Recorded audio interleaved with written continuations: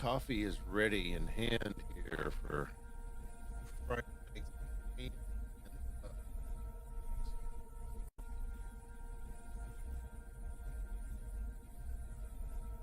Let's start.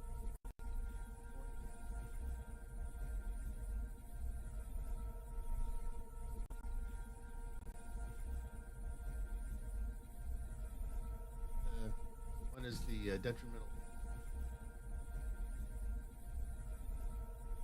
in the society, and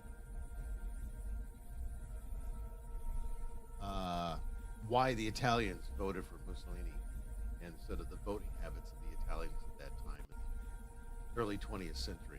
So again, to that essay isn't as long. The first one is going to be a little bit longer than the Mussolini one. So yeah, in the monopoly, government monopoly,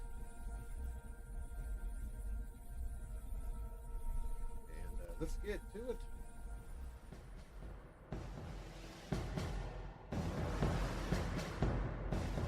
All right. Find the servers. Let me get started here as always. EU Fast Path Community. Connect. Oh, okay, that was fast. Said it was full, but all right. Well, I'll take it. Let's go for it. All right, how's everybody doing? We're ready here. Nice Friday night in Japan. I had a little problem the other day, the last 3 days, 4 days, last week. I don't know. That week, 7 days. I don't know. Where I had a tanuki or maybe an aikuma, raccoon, or possible like a fox or a weasel inside the walls of my house. Here we go. And yeah, I was I think it was like Tuesday night or Monday night, I forget which. But yeah, I heard these horrible noises on the wall coming from the walls, and I just thought, okay, first that's not a mouse, mouse or rat. So kind of horrible noises like that. It was bumping and crashing and scratching. I thought, oh boy, that must be like a really big animal. I know it's not a small animal, it's a big animal. And so the first day was really big, loud noises, really loud banging, scratching noises in the wall. And I just knew it had to be a big animal. So I knew it wasn't a bear. And how it got in the wall, behind the studio here, there's a couple of panels that are kind of open. It probably crawled through there. But the sound, it was coming from the other side of the house. That's a long way to go, because our house is big. From the back to the front is really long. Really big, really wide house. So yeah, if that creature or whatever had gotten in through the walls to the back side of the house, it's gonna have a hell of a time trying to get out, trying to find its way back. Because that exit entrance was very far away. They probably got lost.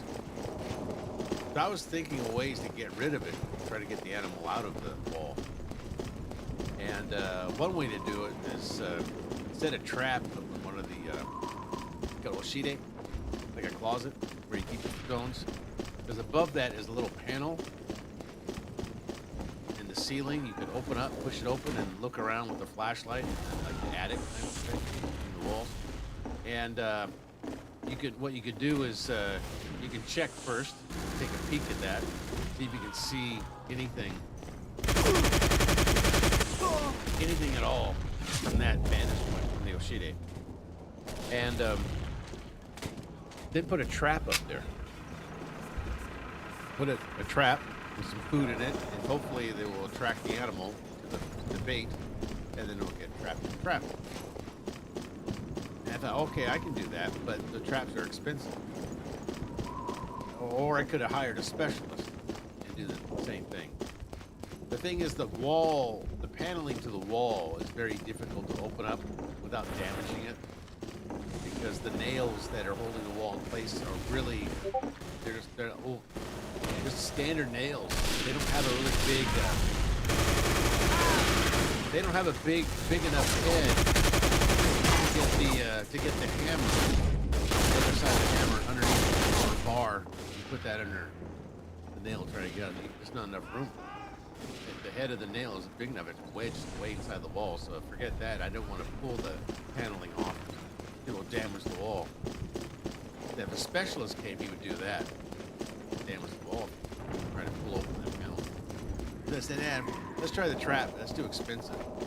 So the next day, I just waited the next day or a couple days, see what happened. The next day, I heard the animal again around the same time, like 2:30. And it was making the same kind of noises, but not as aggressive, not as loudly as the first time.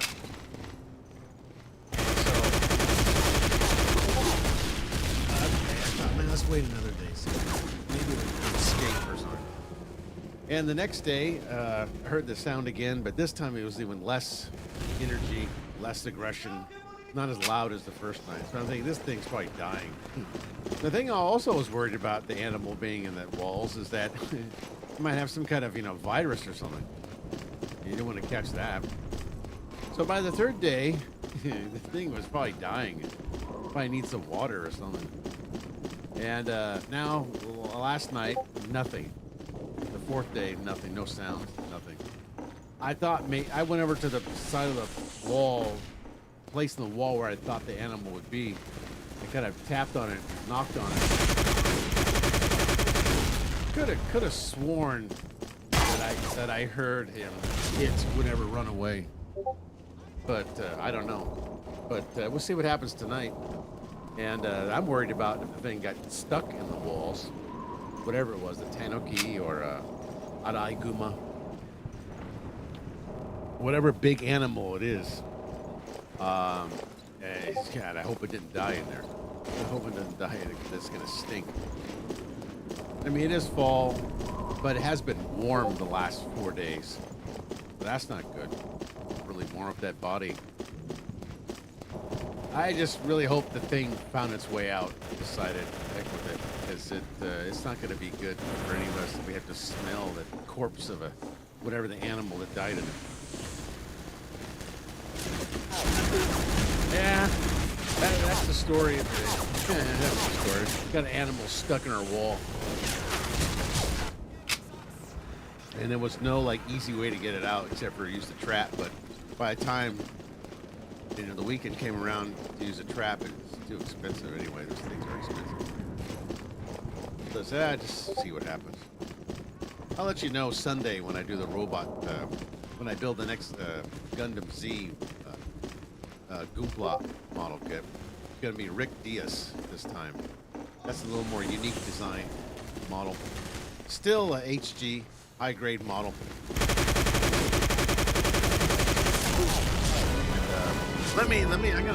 I'm gonna play one more and then let the computer play. That's what's good about this server is that if you lay limbo in the spawn, the computer will take over. So I'll go again manually, and then I'll start off with today's topic. The first topic: government monopolies. Why they suck? No, it's not that easy. Yeah, that's it. Stream's over. Bye. Goodbye. Government monopoly's bad. Okay, see you next time. That's it. That's the message. No, we're gonna get into it. All right. Oh, it's really shooting off the Discord. Okay. That's it. Let me check my Discord because a friend of mine might show up, and then he might not. He might show up when we play Wolfenstein Enemy Territory. But let's leave that there. All right, now let's get to today's topic. Okay. All right, so the detrimental effects of governmental monopolistic institutions on society. So this is going to be an examination of education monopoly, security monopoly, that's the big one, immigration monopoly, and the market. I'm just to tell you, I'm coming from a biased point of view. I'm an anarcho-capitalist. I don't favor any government monopolies of any kind. And so that's my point of view. So, and I think that anarcho-capitalism is probably the way to go. And you're going to start maybe seeing that in the next 50 years. People are going to start, the voters maybe will start to realize, hey, you know what? We keep repeating the same mistakes over and over again, and we call this progress. Maybe it's time to change something. Okay, introduction. Government monopolies occur when the state exercises exclusive control over the provisions of certain goods and services. They also collude with corporations, often justified by arguments of public interest, efficiency, and national security, always. The government of the people, by the people, with the people. Everything in the state, nothing outside the state, and nothing against the state. Same loopy essence. However, such monopolies can lead to inefficiencies, reduced innovation, higher costs, diminished individual freedoms and liberties. Unlike private monopolies, which are often regulated or dismantled through antitrust laws. Now, if you want to read more about the private monopolies and the antitrust laws, read Thomas Sowell's book, Basic Economics. It goes into more detail about that. I'm not going to go too much into detail of that because that's all, we're not talking about that. Because private monopolies are actually more rare, they're scarce, and they're easily broken up just by the free market. We'll get into that. Not today, this stream. So, government monopolies, however, are insulated from competition by legal barriers, leading to a lack of accountability and responsiveness to societal needs. Exactly. My essay here explores the detrimental impacts of these institutions in four key areas here. We're going to education, security is a big one. Michael Malice, you might want to go check him out. He's also an anarchist, and he explores the government monopoly on violent security. That's another guy I would recommend watching, and he explores that often. He often talks about security, government monopoly, immigration, and the market. So it draws on economic principles and the empirical evidence to argue that while some monopolies may offer short-term stability, their long-term effects often harm society by stifling choice, inflating costs, and perpetuating inefficiencies. So additionally, this will address the specific questions of whether the U.S. Department of Education holds a monopoly on education, revealing a nuanced picture of federal influence and the broader public education dominance. Yeah, if you want to solve the education problem, abolish the Department of Education. That's a good start. Break it up and leave it up to each state and let everybody have a lot of different choices of the kind of education you want to do. Not a government education. That should be the bottom choice. Okay, here we go. So, get right into the first part, governmental monopolies and education. So in a lot of countries, including the United States, education is dominated by government-run systems that operate as a de facto monopolies, particularly the K through 12 element.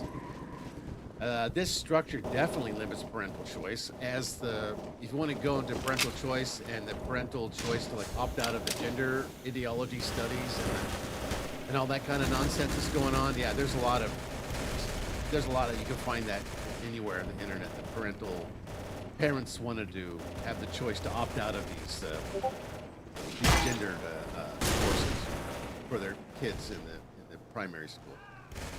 And it does. The government monopoly reduces the educational quality and imposes significant societal costs. Public schools, funded primarily through taxes, theft, and controlled by government entities, violence, often crowd out private alternatives, leading to the lack of competition that breeds inefficiency and poor outcomes. And boy, you got poor outcomes. So one of the major detriments is the suppression of innovation, of course, and responsiveness to first needs. In monopolistic systems, schools face little pressure to improve because families have limited alternatives, especially in low-income areas where private options are unaffordable. This results in standardized curricula that fail to adapt to individual student requirements. Now, I've said this before on other streams. I was the product of more The education I went to, it wasn't public schools first. I went to a therapeutic daycare center that the therapists that worked there tailored and customized the lessons, the schooling to me, specifically me as an individual. So I had good guidance from the beginning, and I got spoiled by that. So by the time I went to public schools after that, it just was all downhill. It's just like there's no customization feature, there's no options. It's just you're forced to go into the classrooms with people the same age, same time, do the same things. Yeah, but not in the therapeutic daycare center situation. I had much more flexibility. I always felt like I had more autonomy there because the teacher understood me and tailored the lessons accordingly.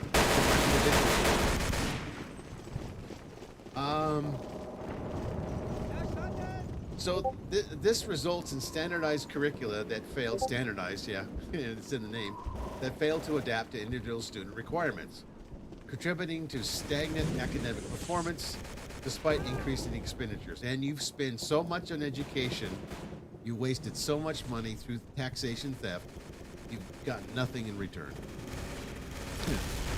Just think about the return.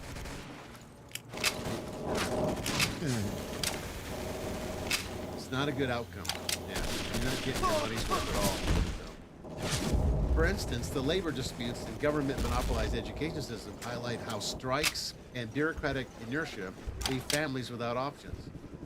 In California, disrupting children's learning and forcing parents into costly alternatives like homeschooling or private tutoring. Teacher unions, which often hold monopoly bargaining power in public schools, exacerbate this by prioritizing job security over student achievement, leading to documented negative impacts on learning outcomes. Who's that new mayor of New York they got over there? I don't know if he's sworn in yet, but yeah, he wants a government monopoly on education. That's why so many parents are like, "Hey, this guy won the election. Well, we're going to go to private school now." So that was the reaction. See, even if the government does have monopoly on education, people will eventually start seeking out alternatives, no matter what. They'll just leave the state, or maybe just do homeschooling, or just maybe private tutoring. Let's see. Now, beyond academic failings, the monopoly harms society more broadly.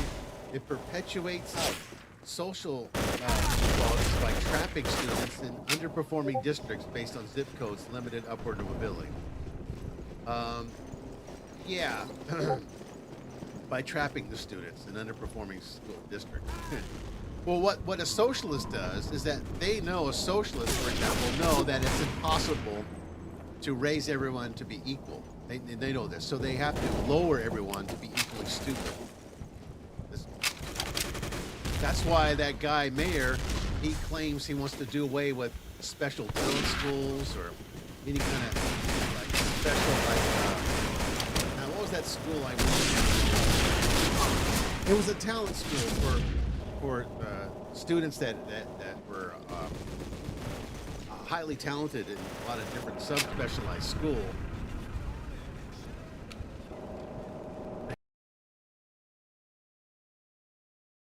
So he wants to, he's a socialist, and he wants to lower everyone down to the same equal stupidity as everybody else. So he doesn't like achievements. The negative effects extend to mental health and community cohesion, as monopoly public schools contribute to societal divisions, to uniform ideologies, and reduce education quality. Uniform ideologies, yeah. Soviet Union. Economically, the lack of competition drives up costs without corresponding benefits. The U.S. K-12 spending has ballooned, yet international test scores lag, illustrating the classic monopoly problem of allocative inefficiency. Yeah. Like I said, my solution to this is just abolish, defund the Department of Education. Yeah. So like, the U.S. Department of Education has a monopoly on education. Some might say no, it doesn't hold direct monopoly, not a direct monopoly. However, It was established in 1979. The department primarily administers federal funding, our tax dollars, theft, sets national standards, yes, enforces civil rights and education. So I already did a stream about abolishing the civil rights. Go watch that one. I'm not going to cover that again. So yeah, as you can see, what they're advocating for here is really antithetical to the Constitution. Enforcing civil rights. We should be enforcing civil liberties. But actual control over curriculum, hiring operation lies with states and local districts. Okay, but still, it's still nationally, it sets the standards that all the states have to abide by. Private schools and homeschooling exist as alternatives, and the department does not educate anyone directly. Well, yeah, it may not directly, but it functions more as a bureaucratic overseer with large public relations arm. Yeah, so yeah, it's kind of like the sewing team. However, critics argue that the federal involvement creates quasi-monopoly by denying funding for compliance, effectively influencing the entire system, reducing state economy. Yes, and that's what's happening. This indirect control amplifies the broader public education monopoly where unions and government entities dominate, leading to calls for dismantling federal oversight to empower parents. Yeah, like, that's always, you've already spent billions of dollars on education. Why continue the same insanity? Just abolish it. Okay, in essence, while the department itself is not a monopolistic, it bolsters the system and operates as one, with detrimental effects on choice and quality. See, there's a little bit of nuance. Okay, so now we get to the Michael Malice specialties. Now, with he talks about government monopolies on security. And of course, I agree with him. We should have private security. Hey, microphone. Don't go out on me yet, Mike. All right, so now we go to the next one, security. Security services, including law enforcement and national defense, are quintessential government monopolies, where the state holds exclusive rights to use force. While this is often defended as necessary for maintaining order, okay, Mussolini, competition leads to inefficiencies, abuses of power, and suboptimal protection of citizens. Yeah, because the police is doing the bidding of the government, and they use their discretion. Always use their discretion, whether to arrest you or not. The primary issue is the absence of accountability. Police departments, as monopolistic providers, face little incentive to innovate or improve service quality. This results in higher costs for taxpayers, funding bloated bureaucracies, and poorer outcomes, such as slower response times and systematic biases. Surveillance technology monopolies within law enforcement often dominate by a few contractors. Now, what they do is some of these police officers, they federalize them. That holds even a greater monopoly over the government monopoly over security. Compound this by creating platforms that enrich power without oversight, leading to privacy invasions and democratic erosion. Well, look what happened in COVID. Yeah, talk about privacy invasion. If you want to read a good book on the subject, the horrors of the COVID and the government authoritarianism, you might want to check out The Diary of a Pathologist. That's a good book. The Diary of the Insanity that people were enforcing on each other. Antitrust concerns highlight how these monopolies harm policing by prioritizing vendor interests over public safety. Yeah, we the people. Right. Which people? Fostering environments ripe for corruption and reducing protection. Now, the accountability aspect is one. Yes, they're not held accountable for what they do.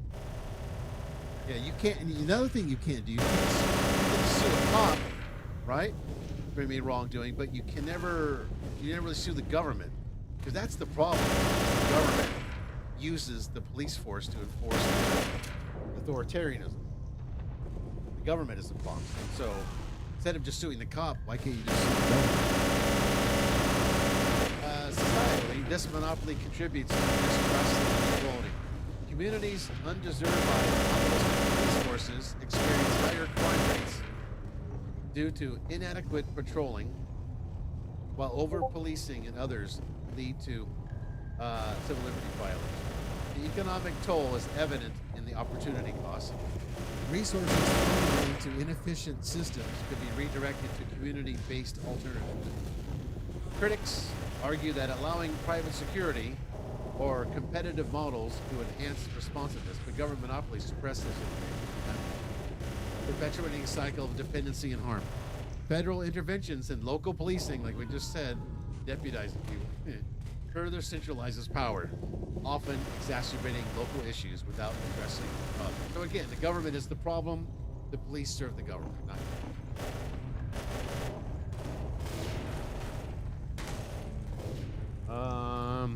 I always forget how to change class. Anyway, okay, let's get to the one that people talk about the most, is the government.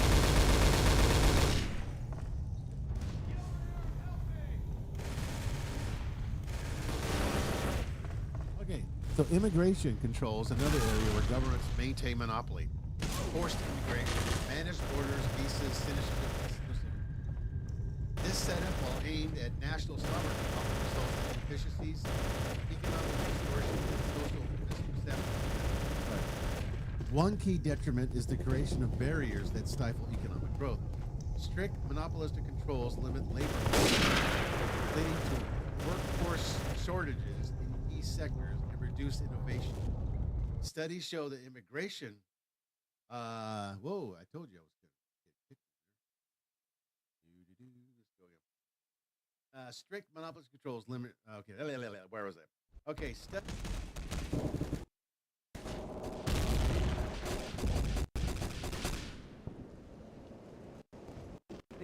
let me play for a minute here. This guy alive. Wait a minute.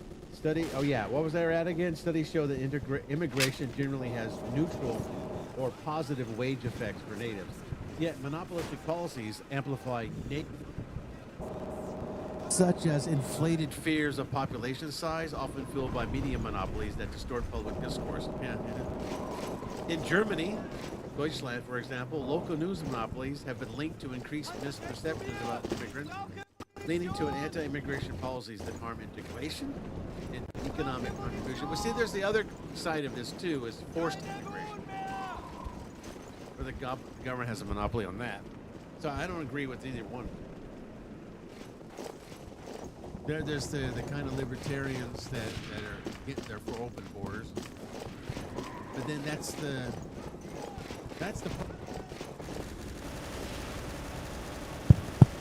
forced integration.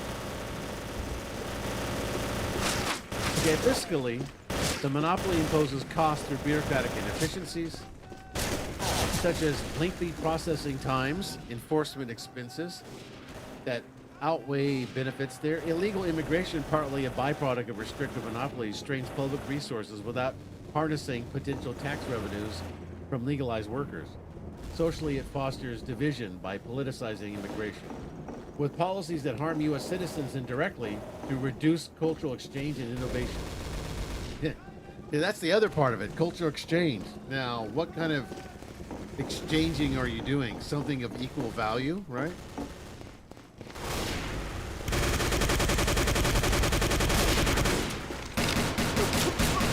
It's not really going to be beneficial if you're cultural exchange with unlike or unequal value. Like, for example, if you're importing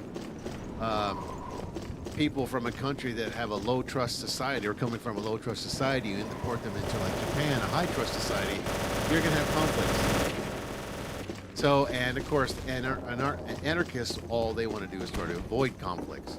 So you're going to have conflicts here. So how can you avoid the conflict? That's the thing. Because forced integration is just as bad as the other.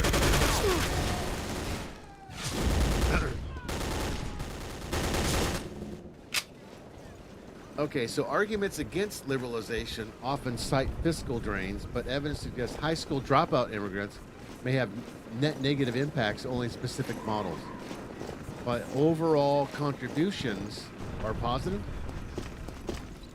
Thus, the monopoly distorts markets and societies, prioritizing control over prosperity. Okay. So a lot to unpack right there. And we can get into more of that next time. I just want to touch on the general points of government monopolies. So here's the big one too, the government monopoly and market. So like in the broader market economy, government monopolies, such as state-owned enterprises or regulatory barriers that create de facto monopolies, distort competition, leading to higher prices, reduce innovation, and get economic stagnation. These differ from private monopolies, but share similar harms, amplified by political interest. Okay.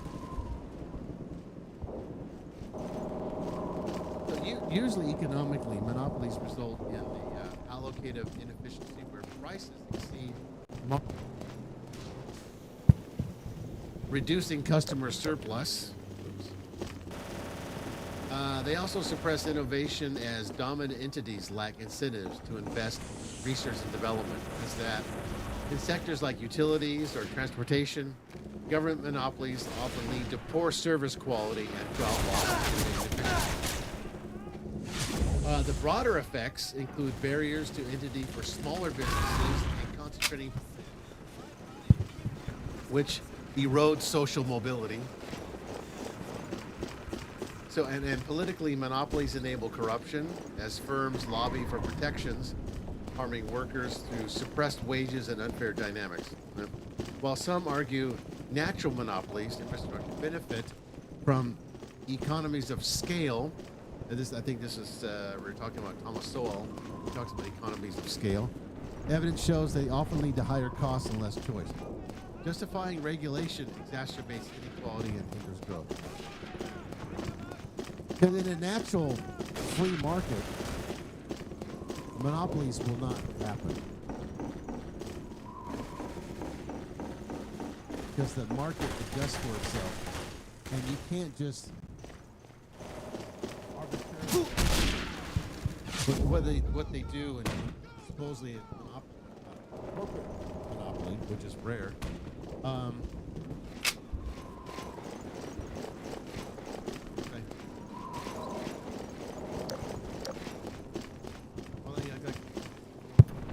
damn mic, come on. Sometimes I think I'm losing my mic and my mind.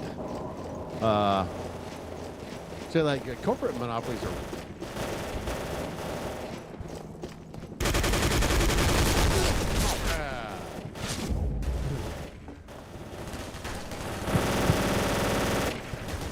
tap.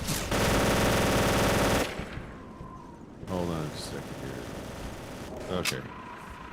Make sure my mic is still going. I need to check the levels. Okay, so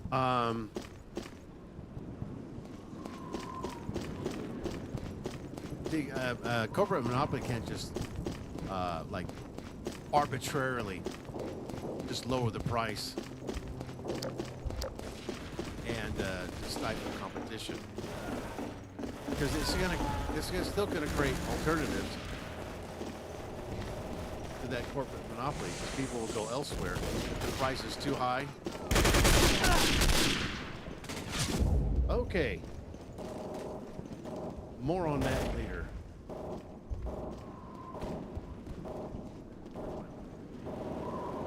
Okay, so in conclusion, so governmental monopolistic institutions will sometimes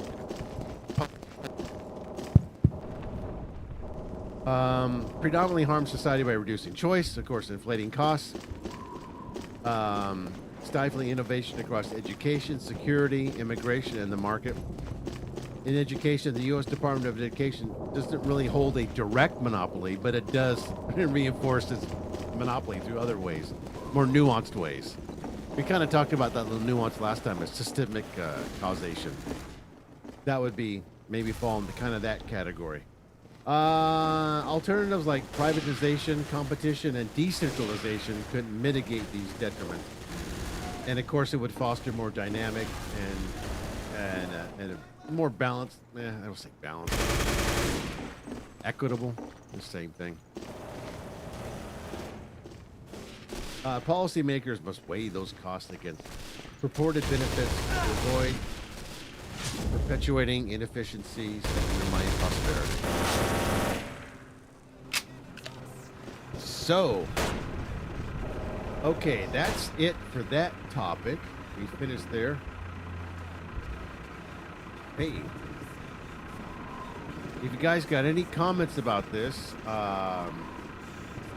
if you'd like to add anything, like you said, if you want to do like economies of scale and go into more in depth, I can always cover that again, just one specific topic from there, or something else from there. I can, yeah. You might also, in the meantime, go check out Thomas Sowell's book, Basic Economics. Check out the other book called Economics in One Lesson, and you might want to check Austrian Economics. That's another good book. That's kind of a smaller book, but that's a good start. The Thomas Sowell one is bigger, the thicker book, more in depth. Some of the explanations are kind of milk toast, but other than that, it's generally a really good book. I highly recommend that one. And he gives really good examples. I like the examples he gives in the book for each problem. You can really remember. It helps you remember the concepts he's talking about. Again, it's not like overly difficult. I mean, basic economics isn't really that difficult to understand anyway. It's pretty easy to understand. Easier than what people think. Okay, so moving on to the next topic. Let me play a little bit here with him. So the next topic, I always do two topics every time. The next one's going to be the rise of Italian fascismo. Why the Italians voted for Benedetto Mussolini. I think that's how you say his real name in Italian, Benedetto, because he was named after that Javier Benedetto. Who was that? Is that the South American anarchist? Benedetto Mussolini and the evolution of Italian voting habits in the early 20th century. This is going to be a little shorter. There are a couple of good books on this subject. There's one that was published in the late 60s, late 70s, I think. That was really good. And there's one recent came out. Boy. I wish I can remember the name of it. No, I can't remember it. I'd have to look in that and read that book and save that for a topic for another day too. Okay, so the introduction is going to be, of course, where the starting point, I guess, would be the post World War I Italy, and we know the problems with that. It's pretty well. I mean, if you even if you're just a casual historian type person, yeah, you're kind of aware of the problems after World War I ended. So the turbulent background of post-World War I Italy. Now, one thing I was reading, how Mussolini came to the aid of Austria because he wanted to save Austrian independence, and he needed Austria to be avalanche. Just serve as a buffer between Italy and Germany. So that's an interesting little. But he changed his mind in favor of Auschwitz. But that's another story. I just found that kind of. Anyway, in the aftermath of World War I, Italy found itself in a state of profound crisis, setting the stage for a dramatic rise of Benedetto Mussolini and his invention of fascismo. You know what fascismo means? I'm saying it correctly. The word literally means sticks bundled together at the top and bottom with the axe on top. So the sticks are the people, and they're bundled together with the axe on top. Think of it as the fist in the air, right? That's the same meaning. So with the axe at the top of the bundled sticks means forced collectivization, forced into unity. So like when they do the black power fist or something, that means the same thing. People be the fist in the air. It means that's the people coming together, or the sticks being bundled together with the axe on top. Or instead of an axe, they put a fist on top. It means the same thing. It means like a unity or unity of trades or something, or trade union. That's the word actually is. Sticks bundled together. So the war, World War I, which Italy entered in 1915 on the side of the Allies, had exacted a heavy toll, yes, over like 600,000 dead. Massive debt to an economic dislocation. Oh boy, that's terrible. So the Treaty of Versailles didn't help in 1919, often derided by Italians as mutilated victory. Yeah, well, you could say that again. We know the fault of that. Failed to deliver the territorial gains promised, such as parts of Adriatic coast and African colonies, fueling widespread resentment and nationalism. Now, we have two different kinds of nationalism going on here. We have the milquetoast nationalism, and then we have the racial type. And Mussolini was not of the racial type nationalism. He was the type of the milquetoast type nationalism. Kind of like just pride in the nation, but a little bit above that. So don't think of it as the same nationalism, and don't really think of the same nationalism as Hitler's nationalism, and don't think of it as pejorative. Because usually nationalism, most people think of it, comes to mind just just pride in your country, waving flags. Yeah, they don't think of anything beyond that.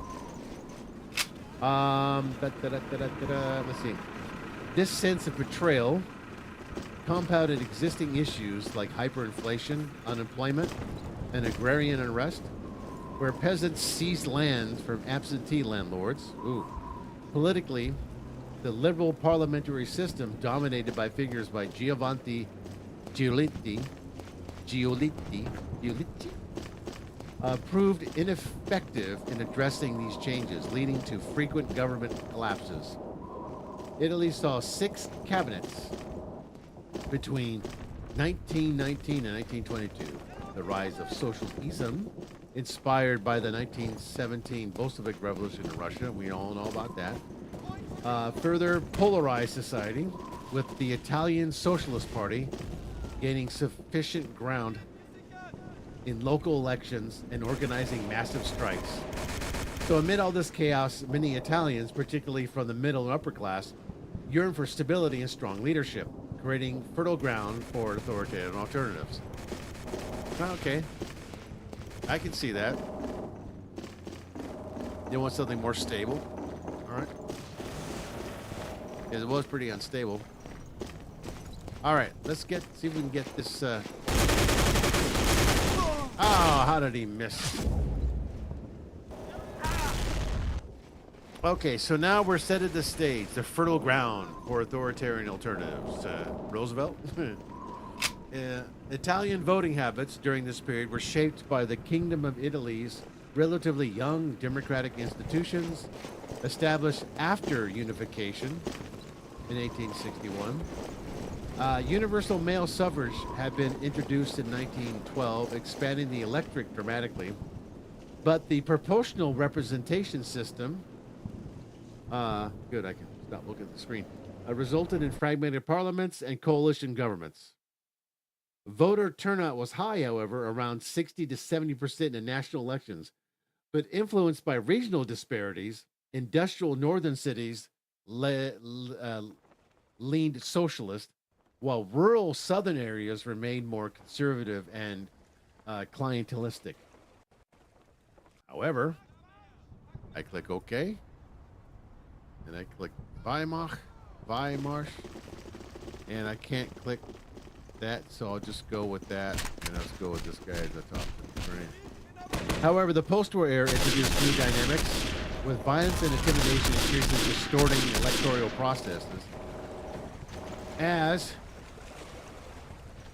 paramilitary groups disrupted rallies and coerced voters.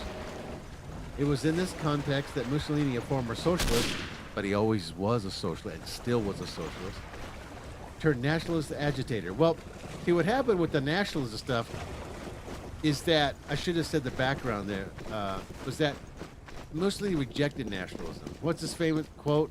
The Italian flag deserves to be put on the dung heap of history. Yeah, but he changed his mind later. He changed his mind about that later. Kind of like Lenin, too. Changed his mind about that, too.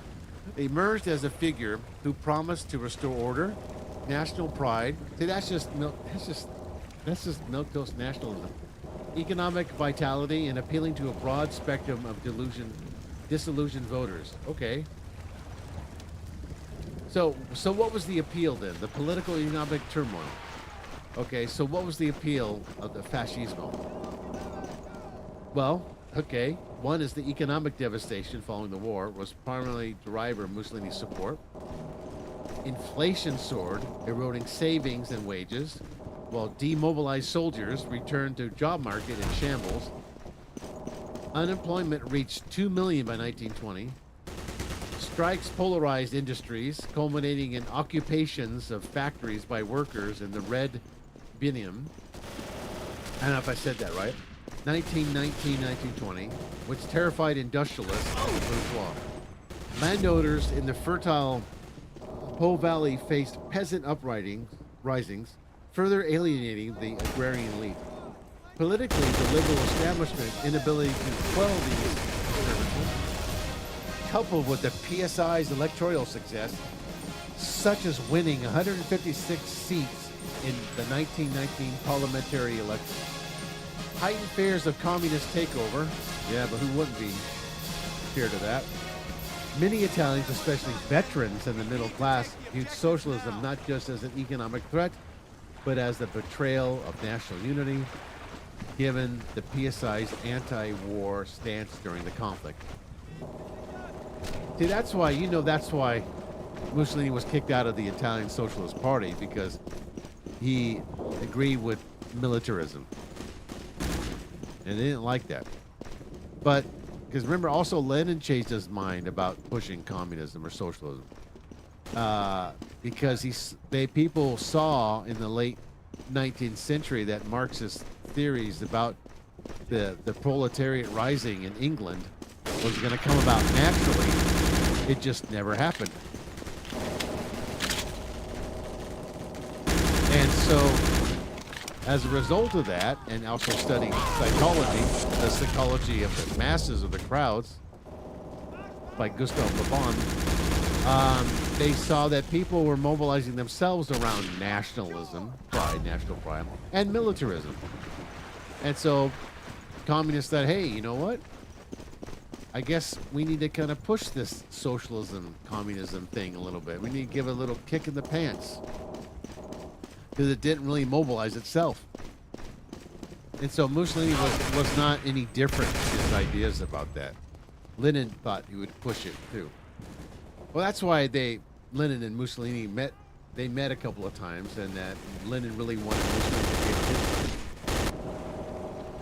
So, as anybody, a politician might want to capitalize on these fears. According, Mussolini capitalized on these fears by positioning fascismo as a bulwark against Bolshevism. And as they weren't enemies, remember, these were rivals. Okay? Like Hitler's National Socialism was not enemies of socialism; it was rivals to other socialism. Just like Mussolini's fascismo was rival to Bolshevism. They were rivals, not enemies. Important distinction. Born in 1883 to a socialist blacksmith and anarchist, he was actually an anarchist. His father was an anarchist. Nice job. Mussolini had been prominent leftist journalist, editing the PSI newspaper, Avanti, we know that, before his expulsion in 1914 for advocating Italy's entry in the war. But that's no different, Lenin. By 1919, he founded the Fascismo Italiano del Combattimento in Milan. Boy, my Italian sucks. A loose coalition of nationalists, syndicalists, and disaffected socialists, united by anti-Bolshevism and a call for national regeneration. That's what people were advocating for anyway. That was the standard. They were advocating for a national unity. by finding people of common ground, common language, and common religion. Mosh mosh. Okay, so the group paramilitary wing, the Black Shirts, Squadristi, engaged in brutal violence against the leftists. But remember, the leftists or the communists, they often agitated other groups and started the violence. And other groups would just retaliate to the left. Burning union halls, assaulting opponents. Isn't that what they do? Isn't that what Antifa does now? Often with tactic support from local authorities. Yeah, the Antifa. Funding from industrialists. Yeah, Antifa. Who saw fascism as a tool to crush labor unrest. Sounds like Antifa. This squadrismo not only eliminated rivals, but also demonstrated fascismo's capacity for divisive action, resonating with voters weary of government paralysis. Well, I mean, that would, well, yeah, if you think the government's going to be a solution to the problem and it's not really doing it, well, you'll find an alternative. Okay. This is a short one. We're almost done with it. Then we can move on to Castle Wolf Planet. There we go. Okay. So, we're continue here. The rise of Mussolini and the Fascismo Party from margins to power. Okay. Mussolini's ascent was marked by a blend of charisma, opportunism, and coercion. His oratory, dramatic and repetitive, and infused with references to ancient Rome's glory, attracted crowds. But isn't that typical of politicians? Portraying him as Il Duce, the leader. But he was inspired by somebody else. I want to make a video about that, where Mussolini got his ideas, what he was inspired by. Yeah. So capable of transcending class divisions. That's Marxist. Initially, fascism struggled electorally, of course, in the 1919 elections. The movement garnered fewer than 5,000 votes nationwide. Humiliating defeat that led to mockery in Milan. However, in 1921, amid escalating violence, the National Fascist Party, PNF, the National Fascismo Party, formalized that year and won 35 seats in the parliament, with Mussolini himself elected. This breakthrough reflected shifting voting patterns. Support surged in northern industrial regions like Lombardy and Emilia Romagna, where black shirt terror had dismantled socialist strongholds among the petty bourgeois, veterans, and students who embraced fascismo. Students, young kids, national rhetoric, and promises of employment through public works. Yeah, well, of course.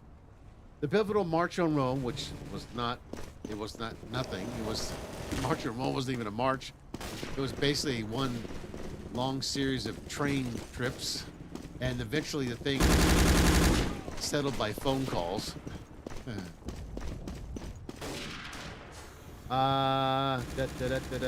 Oh yeah. So, yeah, it wasn't even a coup d'etat. It was the victory mantle let the king let Mussolini both march around, but it was already decided by phone calls. Read Mussolini: A New Life by not Victor Emmanuel. Yeah, read that book, Mussolini: A New Life. It describes in detail this quote March on Rome, which wasn't a March on Rome. And there wasn't much of a scuffle. I think there was like a scuffle at a train station once. That was about it. Other than that, it was just some train trips and phone calls, and they finally settled. Victor Emmanuel said, okay. Victor Emmanuel said, okay, you can be a prime minister of Italy, Mussolini, but I get to keep the country because I'm still king of the country. But you can have the government. So, Victor Emmanuel III, fearing civil war and sympathetic to fascismo anti-communist stance, refused to impose martial law. Instead, appointed Mussolini prime minister. Phone calls. This royal endorsement lent legitimacy to Mussolini, transferring him from fringe agitator to head of government. He was head of government, but he didn't own the kingdom. Parliament intimidated, granted him emergency powers, marking the beginning of fascismal consolidation.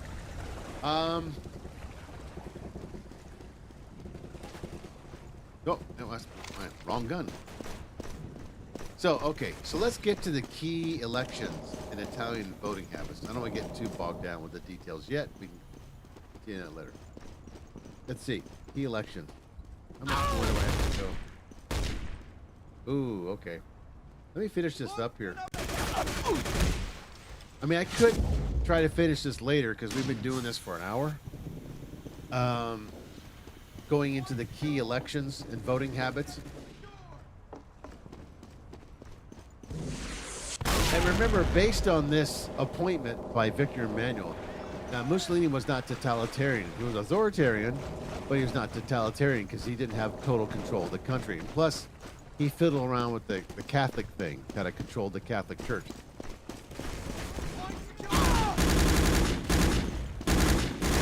So yeah, and this was to the consternation of Hitler. Hitler always complained about Mussolini having control and not messing around with the Catholic Church and stuff. He was always complaining about Mussolini, how he didn't have control over that.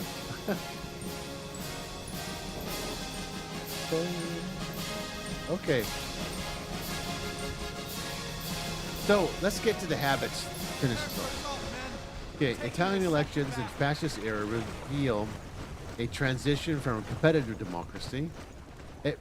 We talked about democracy turning into into authoritarian state or totalitarian state. It's not hard to do through democracy. It's actually quite easy. Go back and watch that one. I don't want to go through that again. So manipulated authoritarianism highlighted how voting habits evolved under duress. Oh yeah. The 1921 elections under perpetual representation saw high turnout. About 51% were marred by violence. Blacks disrupted socialist campaigns, but did the socialists disrupt the other campaigns? Yeah, you bet. Coercing voters in rural areas. Fascism's support was concentrated among the middle class, shopkeepers and professionals and landowners, who voted for stability over socialist reforms. Regionally, the PNF, Party National del Fascismo, performed well in Po Valley, sorry, where agrarian fascismo thrived, but poorly in the socialist-dominated South. Okay, so the 1924 elections held after Arcerbo Law in 1923, which awarded 2/3 of the seats to any party securing 25% of the vote, were a farce designed to entrench fascismal power. However, voter turnout reached 65%. 65%. Wow, my mouth is getting tired. But the process was riddled with irregularities. Can you say that about even our government? Wasn't the Biden election marked, or any election, a president election, marked with irregularities? Say that about any election. Blacks just intimidated opposition candidates. Well, Antifa does that. Stuffed ballots. Okay. That sounds really familiar. Sounds like the 2020 election. And prevented voting in hostile areas. The fascist big list. However, there's a little story here in the 1920, was it 21 election? Mussolini was running against an incumbent, conservative incumbent, in the incumbent's and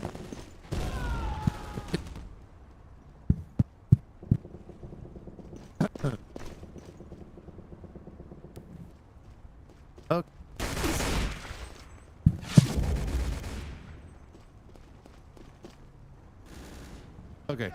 Hello? Oh, did I lose my place here? Shit. Okay. So yeah, Mussolini was running against the incumbent in the incumbent's district, and the incumbent lost to Mussolini. Mussolini got like 310,000 votes to the incumbent, 0. And it wasn't through intimidation. People just, like I said, they're just voting because the government is just unstable. Okay, anyway. Uh, so the fascismo biggest, including allies, claimed 65% of the vote and 374 seats through quote fraud inflated these inflated these figures. Boy, I'm getting tired here. Independent estimates suggest genuine support of around 25 to 30%. Say that about any election in America? What's the difference? Not much. Voting patterns showed class divides. Urban workers resisted, but rural voters, dependent on fascismo-controlled syndicates, compiled out of fear or economic incentives. Then there was this murder of this socialist deputy, Giacomo Mattemotti, in June 1924 after he exposed electoral fraud, sparked outrage, but ultimately solidified Mussolini's quote dictatorship when he assumed full responsibility in January 1925 speech dissolving oppositional parties. But during the king still owned the country. The king was still king of the kingdom. Remember, the king fired Mussolini. Also, another thing to remember that the Grand Council of Fascism voted Mussolini out. The vote was 9-3 unanimously. They voted him out. Say goodbye. So first, Victor Emmanuel fired Mussolini, got him arrested, and then the Grand Council of Fascism voted him out. So eventually, in 1929, the elections became plebiscites, with voters presented a single fascismo list and pressured to vote yes under surveillance. We have election interference at some of these voting booths in America. Turnout exceeded 90%, but choice was illusionary. This shifted voting habits from enthusiastic participation in the multi-party contest to coercive affirmation, reflected fascismo's erosion of democratic norms, with propaganda and youth indoctrination fostering the cult of personality. Well, the youth in America was really taken in by Mussolini too. they liked him. Hey, he's my kind of guy. Wish we had a guy like that in America. Read Fascism, A View from America. That's a really good book. Splatty, splatty, splatty, splat, splat. These maps are really complicated. Oh, no. So we have the multifaceted appeal. We're almost done. So the reasons why Italians voted for Mussolini.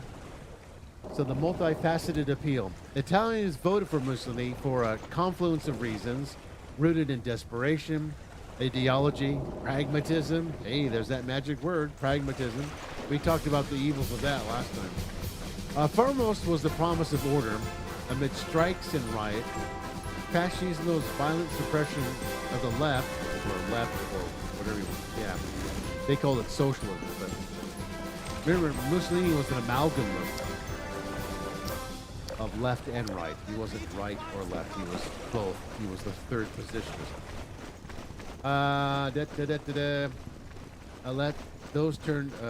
Those tired of anarchy, particularly the middle class who welcome authoritarianism as a temporary fix. What else is new? You can say that about any democracy. Nationalism was another key draw. Mussolini invoked Rome's imperial legacy. Well, yeah, of course. Why not? Vowing to make Italy great through territorial expansion, resonating with veterans disillusioned by the mutilated victory. That's probably a big one right there. But also remember, Mussolini brought up a good point about the British Empire. Why did the British get to keep sovereignty over those countries in Africa, but Mussolini couldn't? I guess they saw each other as competitors.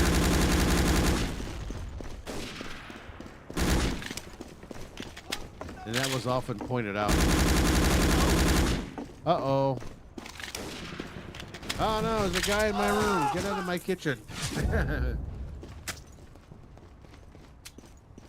So, a lot of the anti-communists too, like industrialists, funded the Black Church to protect profits.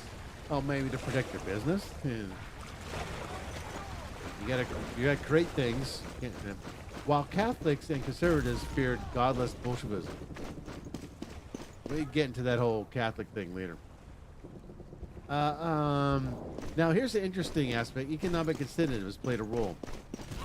Mussolini's early policies, balancing budgets, liberalizing trade and public works like draining marshes, reducing unemployment,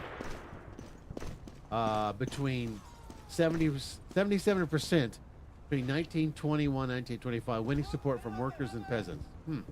He also built thousands of homes. His charisma and propaganda machine portrayed him as infallible, with rallies drawing massive crowds. Okay.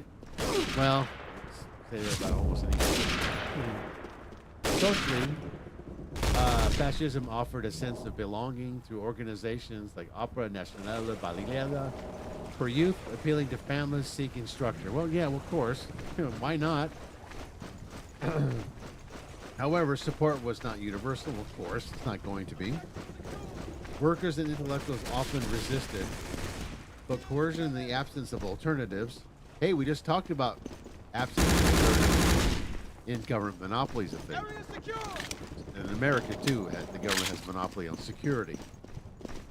And they could have sustained this until 1930s.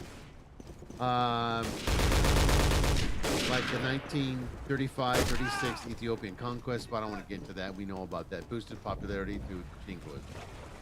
Okay, so what can we learn from all this? Well, people had a variety of reasons to vote.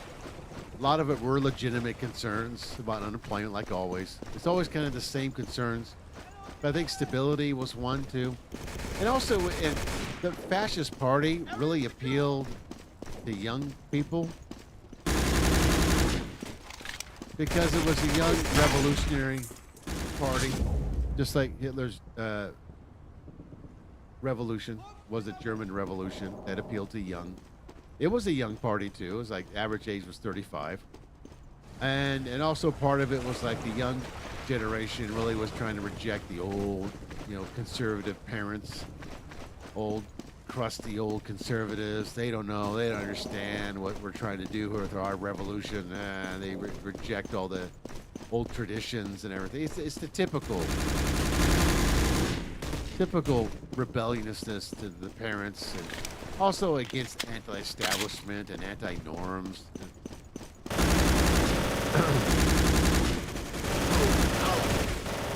So yeah. So, his success, Mussolini's electoral success, through often fabricated, maybe.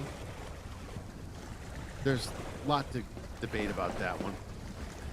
Stemmed from Italy's post-war fragility and the allure of a strong, more authoritative role. I would say strongman role, but yeah, but you could say more strong, bureaucratic role. Voting habits shifted from democratic expression to authoritarian ritual. Well, that's what they voted for Roosevelt too. The hell do you think? He was authoritarian. He was like a dictator. Well, he was. We can get into that too. And people voted for him for the same reason.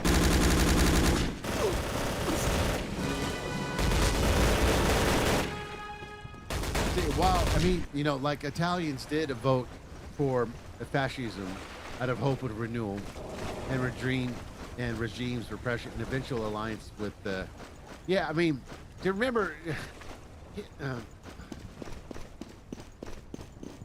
Mussolini despised Hitler, and I think he was very reluctant to even get involved with that war. He was really even ally with him, and like you said, he came to the aid of Austria at first, and wanted Austria and supported Austria's independence and aligned with Austria because he wanted that buffer between him and Germany. And he didn't trust what Hitler was doing anyway. Like, what's he gonna do? If Hitler wins the war, is he gonna annex Italy next? So Hitler's alliance with the National Socialists, German National Socialists, was purely tactical, and he didn't want to really do that, but he felt he didn't have a choice. It partly was his fault too.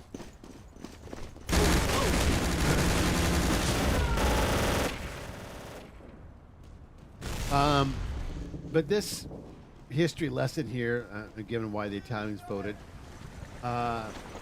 serves as a cautionary tale. I can't talk about the vulnerabilities of a cautionary tale of what democracies can become. Democracies always, and they will become a totalitarianism or authoritarianism at least. We discussed the different attributes of democracies and why it leads to authoritarianism or even totalitarianism. So it's a cautionary tale.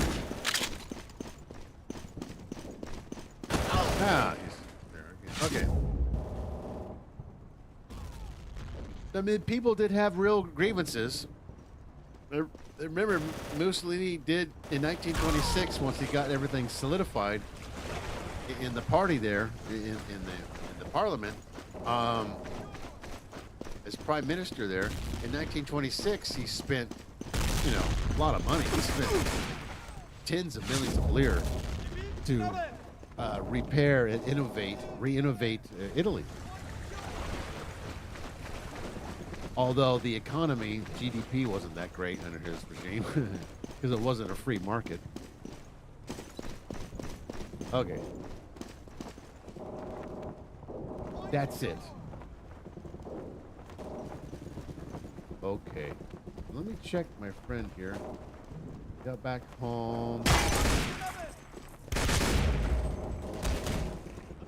Whoopsie.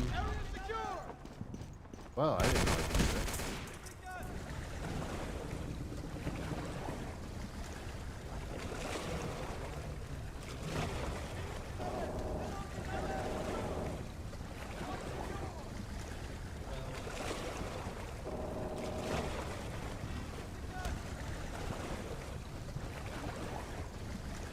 Let me keep my Discord page up. I'm going to switch to the standing by screen. I'm going to quit this. Now I'm going to go to FA server. Wolf ET. Open file. Oops. Why am I...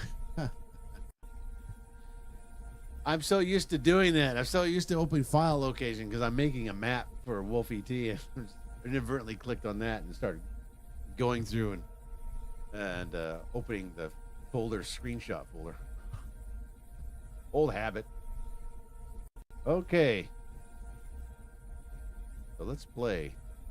What server did he go to? Let me switch or that. So, like I said, what I want to do is I want to make little videos of this presentation I give about these topics, and then show the video. And then once I've finished with the video that goes along with, that corresponds with the topic, then I'll just go into gameplay a little bit. So I don't know. That's what I want to do. Oops. Let's see, Panzer War. Give me a second here. Let me check the server. What do we have here? Let's check FA recruiting. Okay, that can't be right. Let me reload the page. Of course, it's going to take a little bit to reload. And yeah, I hope that give you some kind of food for thought. Like I said, there's really good books. A couple of good books that came out of the voter habits of the Italians and why they voted for them. And it's very insightful. I want to do a more in-depth video about that instead of just sort of a glance at it. But a lot of it's just the same, a lot of it's just kind of the same grievances that people have. But there's other things in there that I wanted to cover, but it take too long. Save that for another video, another day. Let's see, FA recruiting. There we go. Let's get to the getting here. Okay. We're fighting. Fight. So we are on And what am I doing? Am I playing defense? I'll guess I'll go with the engineer like always. Okay. So we are done with the topics. Today's topics. It took a bit longer than usual, but that's fine.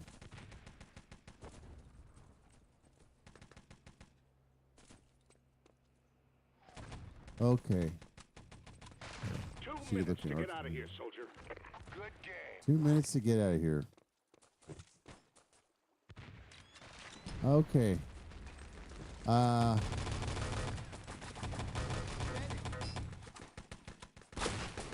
No. No. Hey. The enemy's weakened. Things, not current events. I don't like talking about those. That's boring. I like talking about things that I'm reading about at the time. So I've just been reading about these features like government monopolies, how democracies turn into tyranny. Killing spree. So I just would just, oh, okay, I got an idea for a video, something in there, you know, and I'll just derive some topic from there, and I'll just create a little essay. Yeah, I made some food now. Oh, he made some food. I wonder if he's gonna call me.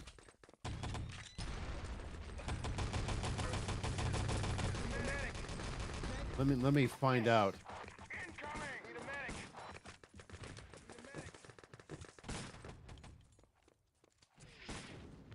They've repaired the tank. Need a medic.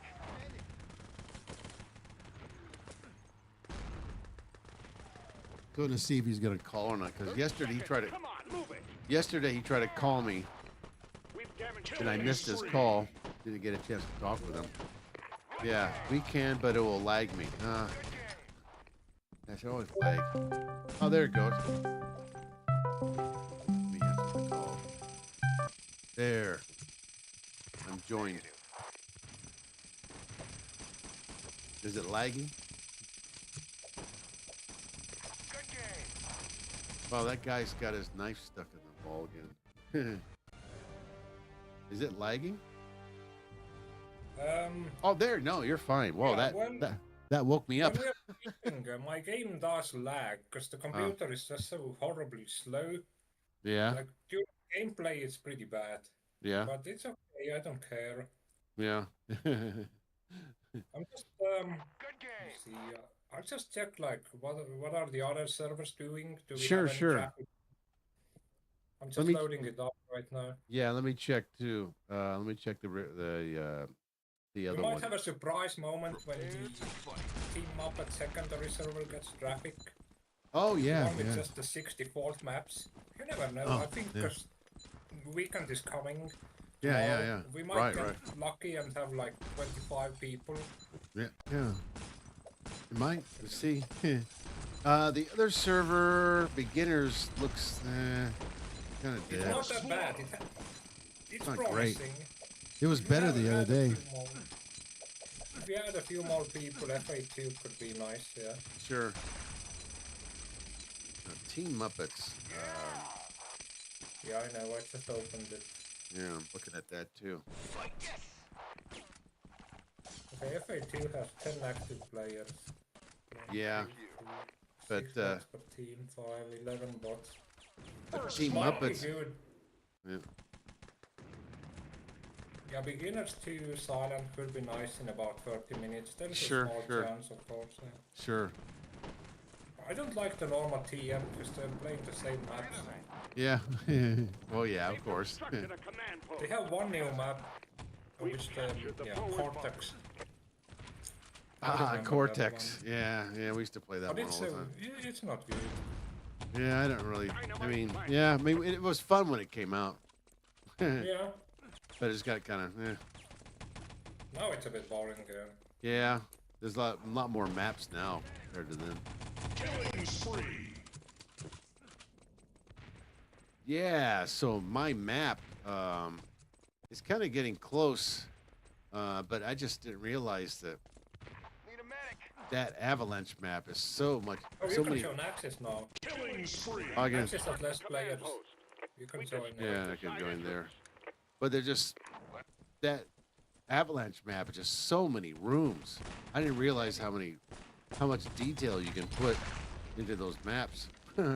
Yeah, but you have to think from the ET. I know that. That's the perspective. problem. That's the problem You too. just I make had to. some, Yeah, I can't. I've make been some making. buildings.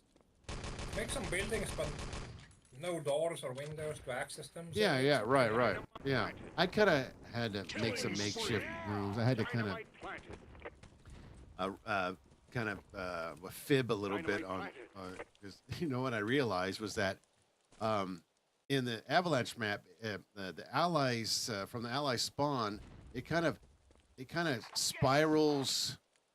You follow it through the room, and the room kind of spirals out to the exit near the access flag. But what happened was mine was spiraling in the wrong direction. Spiraling was getting higher. I go, wait a minute, something's wrong here. It's supposed to be spiraling lower. It's supposed to be go low. Yeah. But I said, so I just sort of fibbed, and I just sort of turned the stairs like the opposite direction. I was able to spiral it down. But I don't know how The I. map is promising. It looks nice. The idea is great. But the only thing that I think it's going to be bad is the CTF to capture the flag. Yeah, 'Cause most people don't like them in ET. yeah. We have only the BBA, which is available pretty much only on FA. Hmm. People don't like CTF. But You but need like, to make like a version with a different objective, something else. well, like And the- Pirates map. That's like a CTF, but you just capture gold crates instead. Yes, yeah, but still. They wanna see like gold crates or radar parts or something. The only thing I don't Something to like. blow up like fuel. Right. The only thing I don't like about the gold crates is that, you know, it's just sort of you put the gold crates in your pocket. It just seems kind of unrealistic. It kind of Yeah, breaks. but the ET gameplay requires something like this. You should do two versions. I mean, it's not hard Yeah. to do that. I'm trying to. Yeah, I'm Just trying. do something with an objective as well. And, It's too bad you let's see can't what do. happens. Too bad you can't make it a conquest map like the original. Yeah, ET has some limitations, so you can't do everything. But It doesn't. It's weird because conquest doesn't work on Wolf ET, but it works on Return to Castle Wolfenstein. You know, 'cause the map they always had on Return to Castle Wolfenstein, French Toast, Trench Toast. That was what it called. I mean, I can't remember all the maps, but yeah. But Trench Toast was conquest map, and it worked on Return to Castle Wolfenstein, but it doesn't work on Wolf ET because that guy did a conversion of it for Wolf ET on the FA forums, and I downloaded it. Didn't work. I was going to tell him, it doesn't work. Conquest doesn't work in this game for some reason. I don't get it. It's something to do with the entities or something. It's just different. Yeah, yeah. So I just gave ET up is on a it. bit different. Yeah. I don't think people even like conquest maps in this game anyway. Yeah, ET is a bit different. You can't really do all of those things. I could just I could just make an explosive gate and that ends the game. They just blow up a gate and put like the gate. Yeah, I in- suppose. yeah, just put like Something like fuel dump logic. You have something to blow up and that's that's boom, the that's end. it. Yeah, that's it. Yeah, I'm thinking maybe like put the gate in the middle of the courtyard and whoever blows it up first wins. As long as you think. Yeah. There's something like that. Objective taken. That's a good idea. Because I already have that tutorial that has that gate in it. I can just cut and paste that. It'll Yeah, work okay. fine. Just put that big gate in the middle. Yeah, okay, I can join Access now. The enemy's weakened. I'll think about it, what I can do. But yeah, Well, it's boy. nice to see a radar. Oh yeah, The classic. yeah. Wow, I'm getting like 50 frames per second inside grass. Oh yeah, that grass is always it's terrible. But I'm glad I figured out the best way to do quick and easy terrain is this. You just create a big brush, just a normal brush that's like 3 squares thick, and then go to what was it? Yeah. Mesh. You just click make a mesh, and you can select 3 by 3 or 5 by 5 or 7 by 7. You click one of those, and it will create a mesh. It will create it You flat. should try the program I gave you. Fate is amazing terrain editor. Yeah. There's Yeah. nothing better than that. It's so Yeah. easy to use. It's so nice. Yeah, I'm not using like making terrain for this map. It's just easier to make the mesh. I just created the one mesh with it, and I just copy and paste. Yeah, but Yeah. try it out. It's just amazing. And yeah, maybe like the next map I do, because I want to make a conversion of Valley map Yeah. with the terrain. That's terrain exclusive. Mostly, there's not a lot of buildings. There you go. Oh, nice. Temple is a good map. Yeah, it's a big one. That's a big terrain. But just for like a city, creating a big brush that's like 3 squares thick, and then converting it to a mesh. Oh man, it's just really easy to work with that. Because before, when I did it, I'd make the brush, and then I would cut the brush into little triangles, and that was okay. But it took time to cut that, you know. But so I just discovered the mesh, and I just converted that whole brush into a mesh. And all I do is hit the V key to do the vertices, and just click the dots up and down, and it creates the nice flowing land or terrain, or like this case, it was a street, really fast. I do it so quickly now. It's like Yeah. I don't. There's not a lot of time wasted. Oh, no. And Why am I alive? I'm in the wrong team for some reason. what? I just go on the spectator team for a bit. And Yeah. What happened to the players? All of a sudden they're spectators, or I'm just gonna rest. Yeah, you have good timing here because I finished reading my topics. I did my 2 topics already by playing Dave Defeat. Yeah. You know what's interesting about Dave Defeat? I didn't know this. Was that if you stay in limbo, if you stay inactive in the spawn, the AI will take control of your player. Really? Yeah. Yeah, because I noticed this. I go, wait a minute. Am I in spectator, or why am I moving? And it took me a minute to figure out. I went, wait a minute. The AI took my control of my player and it played for me. Yeah. So I just sit there and just read my essay while the computer's playing for me, and it looks like I'm playing and talking. It does pretty good. I got revenge a few times against some player. All right, cool. I didn't have to do anything. The AI did it and got revenge for me. But No, look at the terrain over here. This is just crazy. Yeah, it's very big enormous. terrain. It's And so big. Yeah. The canyon here, all of this, the mountains. This is actually very easy to do. This terrain like this. Yeah, It's but easy. look at the size of this. Crazy. Yeah. Yeah, you can do it with just cut and paste. That's all I did. Like yeah, but ET has limitations. You can't do Sure. like more than 32,000 pieces. oh yeah, right. When you think about the buildings and all that, Yeah. this Yeah. terrain is just like 20,000 at least. It's In- crazy. So I guess in Dave Defeat Source you can do way more than that, because the details in those rooms are just insane. And yeah. this game came out like Dave Defeat came out 2 years after this game, and it's like I'm looking at the details. You know, everything from the little the debris, the destroyed building of the debris of the destroyed buildings, to the furniture, to the paintings. I go, man, that's insane. The amount of detail. It would take me forever to do that, but I just had to cut back because there's no way Wolfie T can handle that. Yeah. Like, wow, I didn't realize. No wonder Half-Life Yeah, 2 I was. wonder how many great. pieces of brushes do we have here in this map. It must be very close to Well, I can size. I can open up the BSP in the editor and find out. Yeah, later check it out, because Yeah. it looks like it must be close to 30,000 or say. Yeah. Yeah, this is huge. You're like the debris that you see in my buildings, my destroyed buildings. That's just cut and paste of mesh. I just use the same one over and over again, and and I just manipulate it, make it bigger or wider or whatever, and it just goes by a lot faster that way. Get more work done.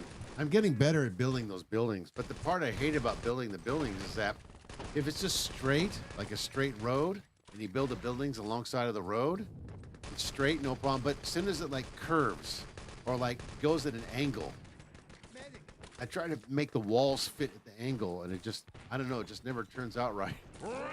I hate that. Because some of the buildings that will start twisting and turning. I have to like create the brush at an angle, and I hate it. I like it just straight. It's easier straight. This point FA2 might have more people than here. Like,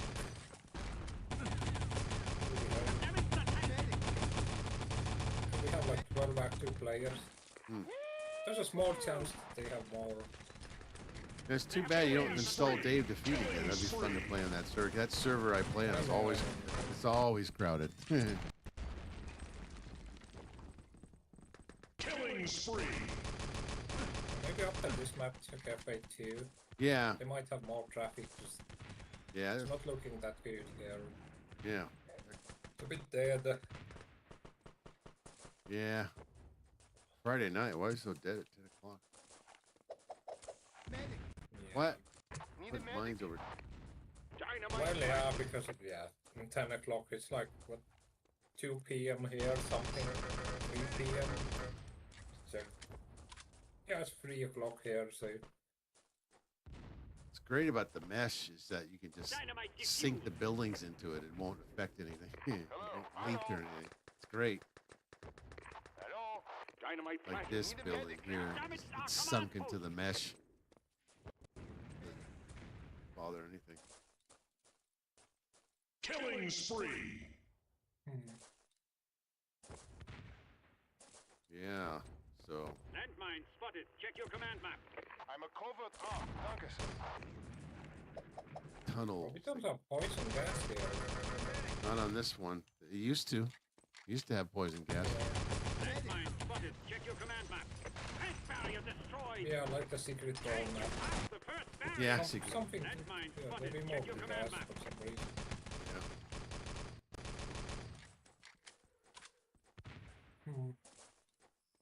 Landmine spotted. Check your command map. Big rock. Check your command Those rocks are just so easy to do. You just create a simple brush and just right click and say create rock. It just makes a rock for you.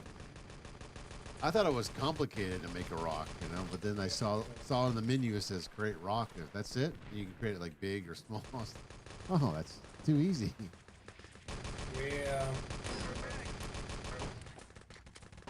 Okay. I think the closest a complicated map gets to like a Dave Defeat map would be Gold Rush. That's pretty complicated. But it's still not nowhere as complicated as, but not even close to the Half-Life engine. Half-Life 2 engine. That's insane.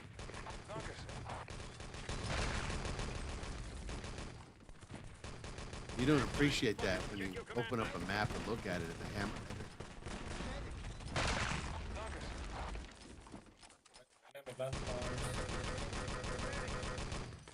Landmine spotted. Check your command map.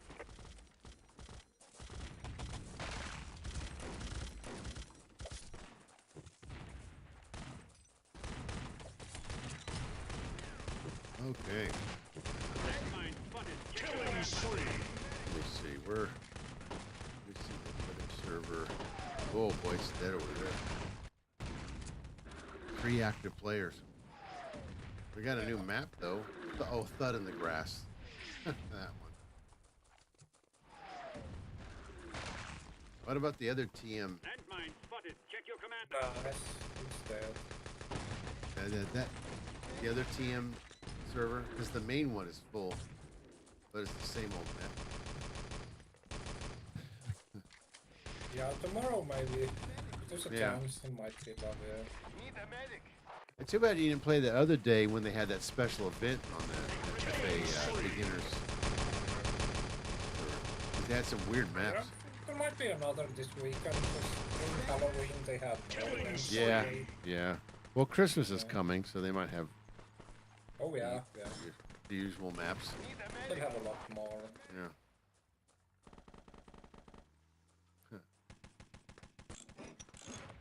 Command post constructed.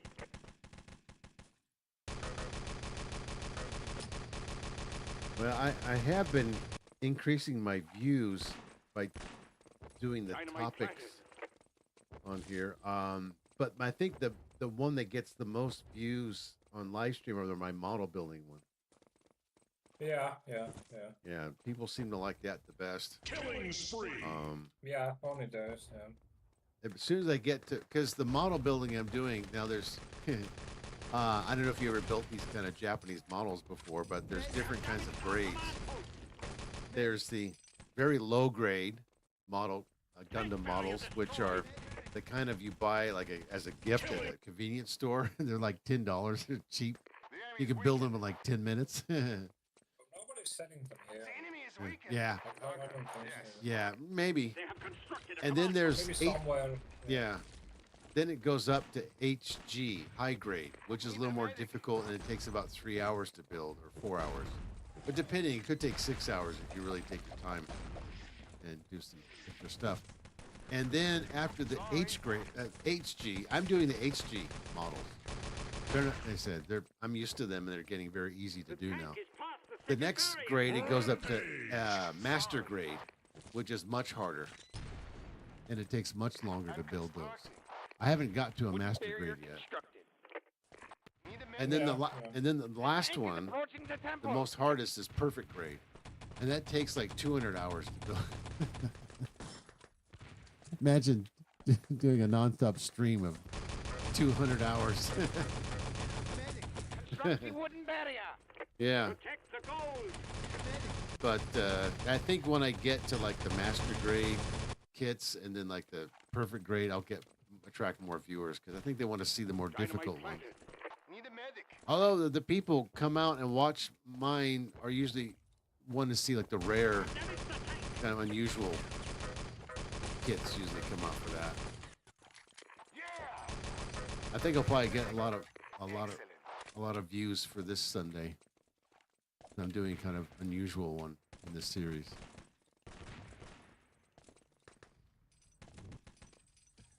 Oh, there is poison gas here.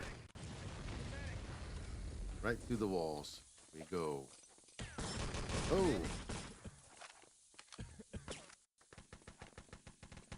Killing spree. Let's see. I need Coming. Incoming. Killing spree. I thought I lost you because of lag. You weren't saying anything. They're downstairs, lots of them. Oh, they're all downstairs. How come nobody at objective? Well, Dynamite planted. that's because we're building. That's because nobody's at objective because we're building models instead. We're building Gundam models. Protect the gold. Yeah, I wonder if they do sell some of them in Estonia. That'd be interesting if I go to a. Do they have any hobby stores there?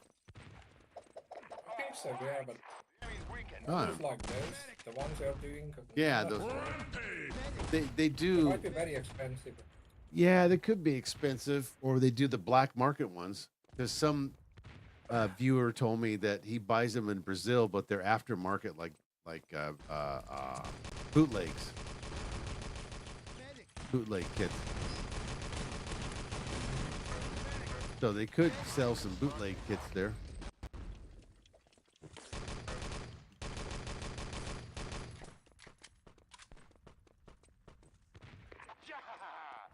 What I'm gonna do, I want to make the videos that go along with my topics with using the Grok image to video maker. But the problem with that is, you notice they're short clips; they're only 5 seconds long. Wooden barrier constructed. They need to be longer. Some people make 15-minute videos with that. I don't know. 5-second clips. Mr. Invader here. Oh, of course. No. No, we don't have Invader this time. That one Friday last week, I think he was there. He showed up Yeah, with he's a been dip. here, yeah. I saw him a few times. You never know, he's changing names fast. Yeah, he was. He might be here, he's got like 250 ping something. Yeah. 250 probably. Let's see. Hmm. Mm, I don't see anybody there with that high we ping. lost it. We lost. Wow. Good game. What's the next one? Oh, Italy again. The Counter-Strike map. Good From there. game.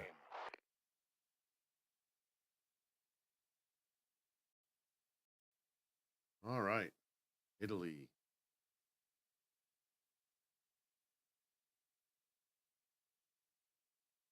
Kick.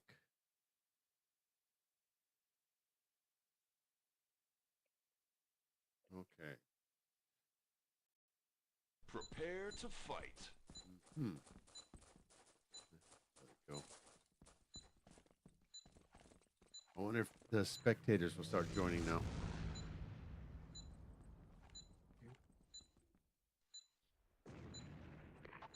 I'm constructing. It might be too early for some of them. Too early? Oh, maybe. Got it, man. Oh boy. First Fading fast. First blood.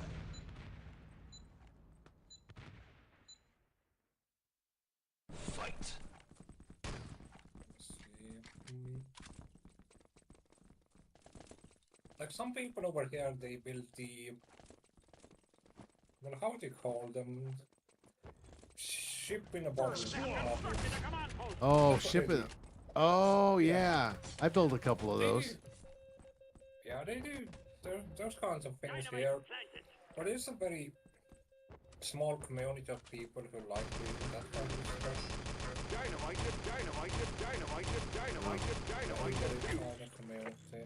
Yeah, I built the, not ship in a bottle, but they were called scenes in a bottle. They were famous scenes from famous movies. Yeah. Like Jaws, and the Apes, Dinosaur.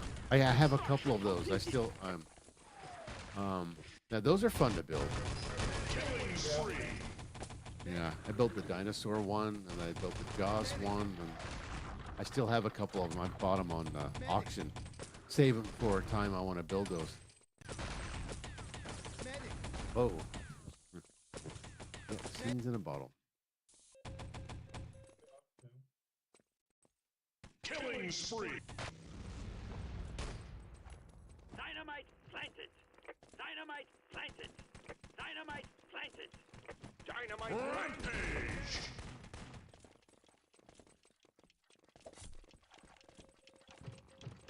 Oh. On post. Oh, yes. Oh, no, I can't. I'm a medic. Forgot I didn't change my class.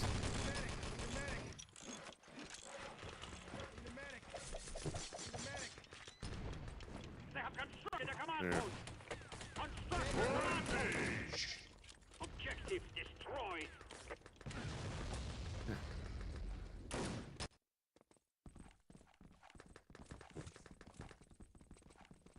Okay. They have constructed a command post. Construct the command post. Hey, let's go up there. Yeah. Did we construct a command post? Or? Oh. They have constructed a command post. Destroyed. No, I can't. It's behind you. What is? Somebody's behind us. Yeah. Oh, no.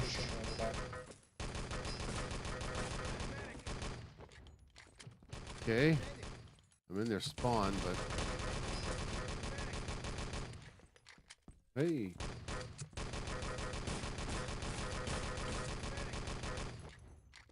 Kill that guy again. Dynamite planted. Oh. We planted dynamite at command posts. Construct the command post. Yeah, there are lots of them. We see some bastards. Oh no, come in, some bots. They have constructed a command post. Dynamite defused. Well, you have 5 kills. I do? Yeah. Oh. I just got killed Yeah, by dead or tech. Killing spree. artillery. There you go. Oh, no. Dynamite planted. Dynamite planted. Okay. Didn't get him. Yeah, whoever gets the command post on this one usually wins. Dynamite planted. You never know. The command post is just one part of this map. Seems Might like help you, but then again, it depends on the teams.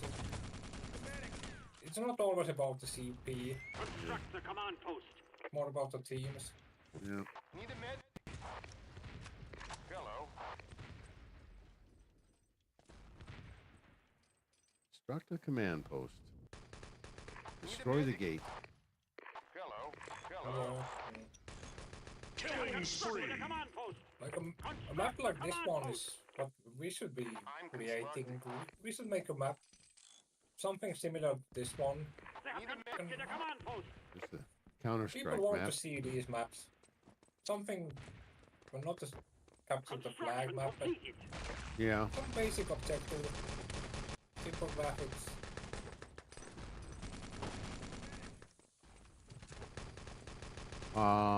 Yeah, Killing spree. this We is. have to do this one day. Wow. Yeah, this game is more geared towards Killing objective spree. things, not capture the Construct flag. the command post. Yeah. We have to do it. Dynamite planted.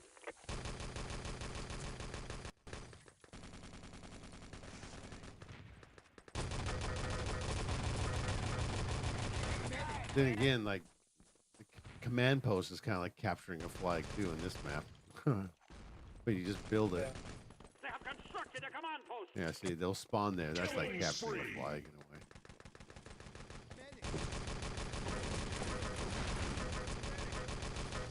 Same kind of basic principle: getting documents, flags, gold crates. Except with the documents or the gold crates, it's just a one-time thing. You get it, and then you put it on the Jeep or something, and then you capture it. Huh? But capturing the flag is, yeah. I can see why people get bored of that. But Constructed a command post. Construction completed. Well, it's up there somewhere. See some bastards up there. oh, on the roof again? Yeah. Yeah, they're always. No, more of them. Well, I haven't revived anybody. Yeah. Haven't had a chance to. Haven't seen a lot of dead bodies around. Oh, that's Killing fine. spree. Double kill. Oh.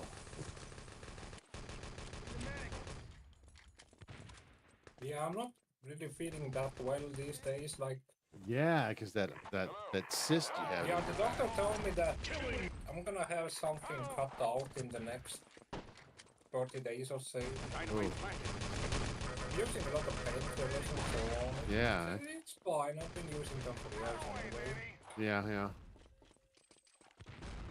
Well, I hope they get to remove all of it the next time. Need a medic. Well, they're gonna, well, maybe not the next time. Next time is on Monday. Oh, But yeah, they told me that it's going to get removed soon.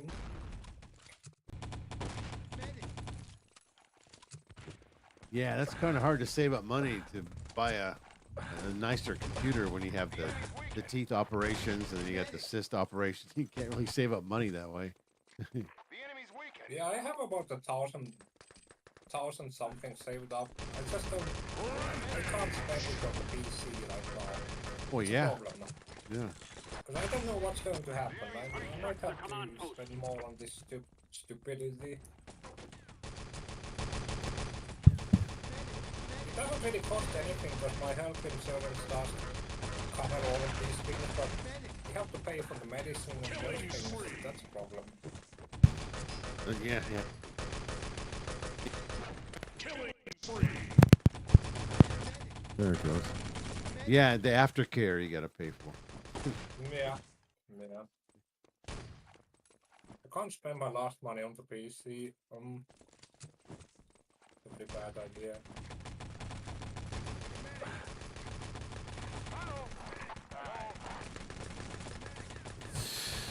Okay. I don't know why sometimes my mic cuts out. It's just lag. Come on, post. Yeah, maybe. I don't know. I thought maybe something. Seemed like lag. You disappeared Yeah. for a second. And Yeah, so I mean, it cuts out maybe my end here on the switchboard, maybe. I don't know. Or maybe the mic. yeah. Or if I don't talk a lot. There's something about the connection.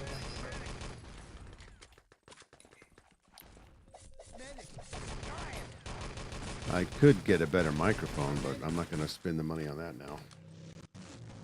Because my daughter's birthday's coming up at the end of this month, and then Christmas. We have Christmas after that. We might try to go visit my daughter, so yeah, I don't want to spend on a microphone. Maybe next year.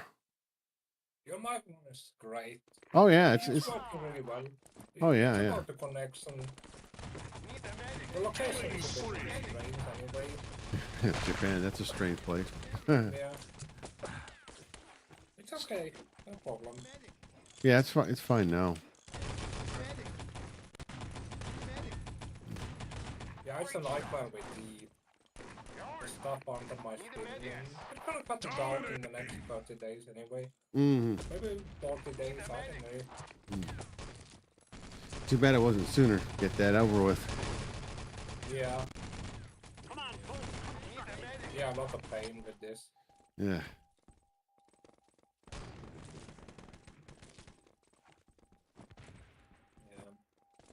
You can't leave that thing in.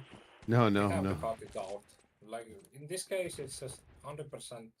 You can't get another surgery. Protect They the will cut it gold. out. It's okay. I don't mind that. Get some injections. Don't really feel any pain, and Yeah. Dynamite okay. planted. It's not like my first time. They have cut out the birthmarks. Oh yeah. From under the skin in the past. Oh boy. Yeah, I had one on my toe. Oh. Killing spree. Oh, that's Big painful. one. Objective taken. It wasn't painful because there was an injection. Oh yeah, of course. Yeah. But this time it's because, it's painful because of the infection. Objective taken. If you have a bloody infection, it's going to Yeah. for weeks. Oh yeah. Objective secure. Objective secure. Yeah, this is a nasty case. Objective Yeah. taken. Objective Sounds like it. taken. Yeah. Unstoppable. Objective secure. Objective secure. Oh, okay. So they've broken into the. Okay. Dynamite planted. Let me see. Yeah. The server is filling up, but Yeah. that's all. I think they came back because of this map, probably. The last map, I don't know. Yeah. They left. Went in their donut and coffee break. Dynamite planted.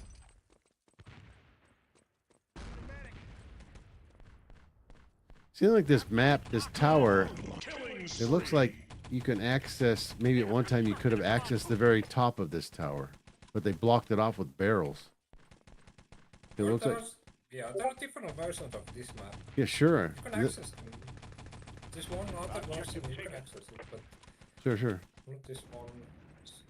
Yeah, it looks like they put barrels in front of that. I don't know why.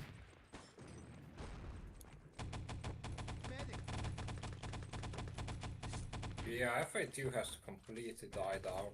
Yeah. 5 active players. They have secured the first gold Yeah, crate. this is so stupid. It's like 3:30 Killing PM. spree. Yeah. Nobody. Yeah, during the night time, like your time, Yeah. this server blows up. They have like Oh. 20 people. Oh, every yeah. day. But it's like about around 3-4 AM your time. So Yeah, I can- unfortunately, there's nothing to do about that. Yeah. Constructed a command post. But the Beacons, they offer an opportunity to go there. Maybe. Yep.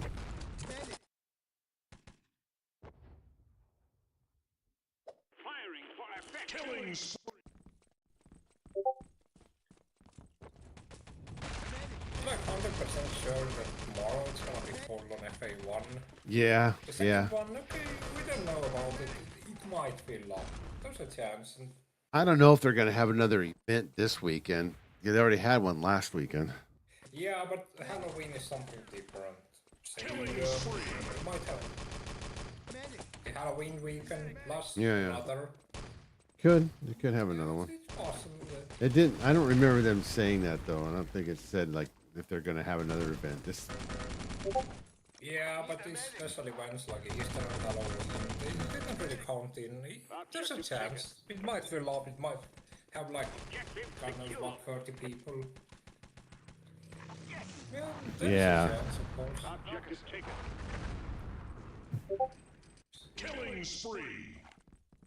Sorry. You're welcome.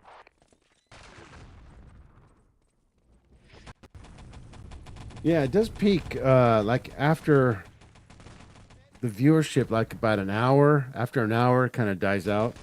Like the first hour is okay, but then it just kind of dies out. Sometimes I get a little tick up every once in a while, but yeah, usually the first hour people come and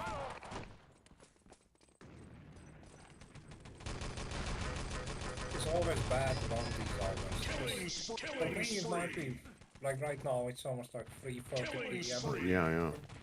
France and UK is -2 hours. Yeah. It's always empty. Like, people are working around this time. Sure. I'm a field dog. In 5 or 6 hours, sure. Like the last year when we played around the New Year's Eve, Yeah. it was loaded everywhere. Yeah. Not just the holidays, but the fact that we're online so late. Yeah.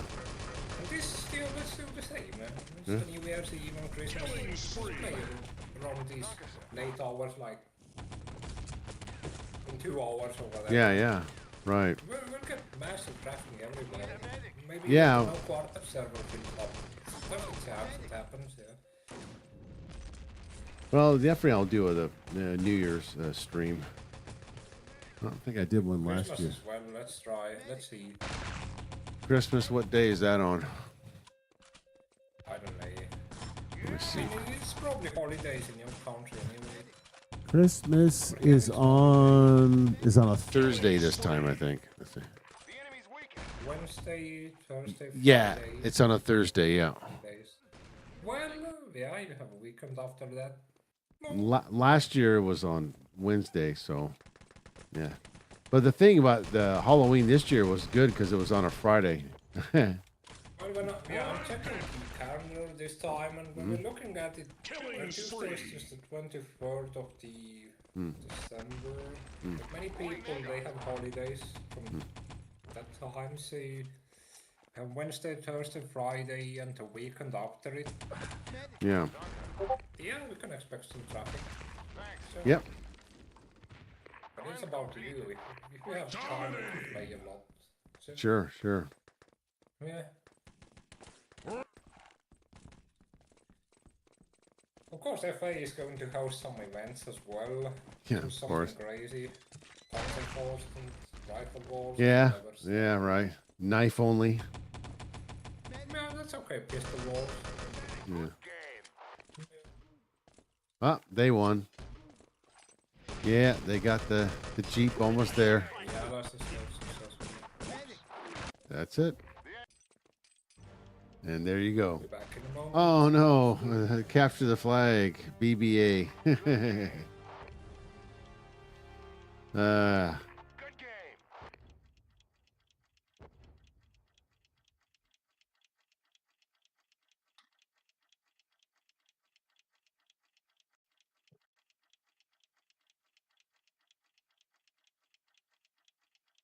Good game.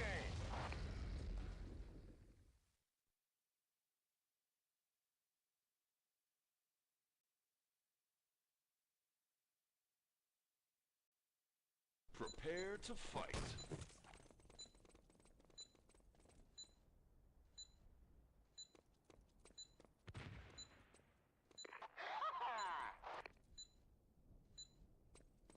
First blood. I'm constructing.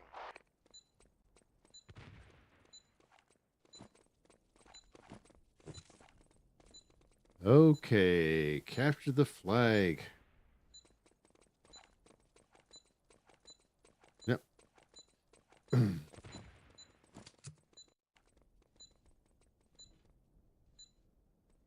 Not gonna do anything. Wait till the match. There we go. You know, I should probably change class. Let's see. How about I do core ops Stin? Take care of myself here. There we go. Yes. Let's They see. have constructed There a you command go. post. Command post Oh, okay. constructed. All clear. Objective taken. Let's see if we can get some headshots here. First blood. Objective secure. Dynamite planted. Objective taken.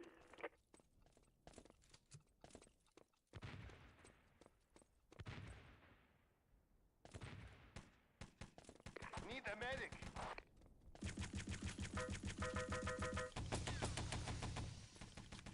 Yeah, he just left. Objective taken. They have damaged our command post. All right, I guess I'll just wait over there by their spawn. Dynamite planted. Let's get Objective coming around the taken. corner. Killing spree.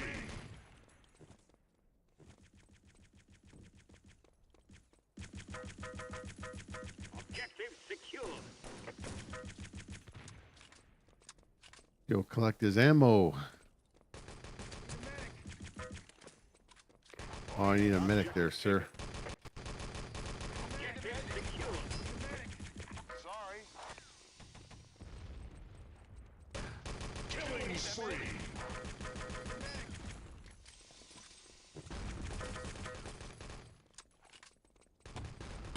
They have Whoa. constructed a command post. Objective taken.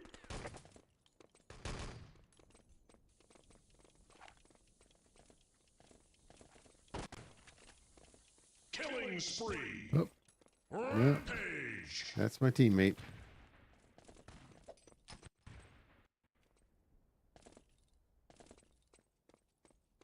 Wunderbar. I'm not going to even waste time trying to capture the flag. Negative. Need a medic.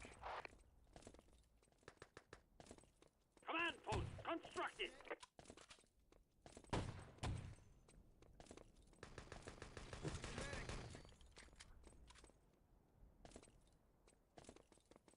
Oh, Objective taken. darn. Objective secure. Dynamite planted. Dynamite planted.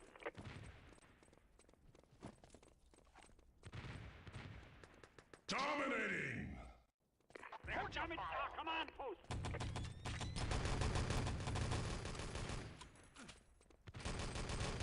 Rampage. I know.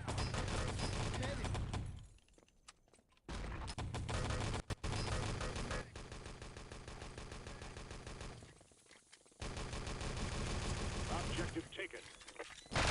Well, there, Post constructed.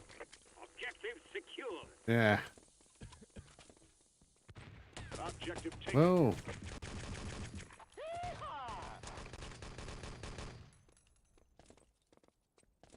Objective taken. Objective secure. Dynamite.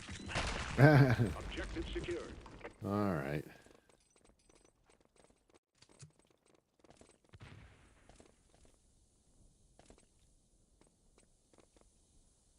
Let me see. Need a medic.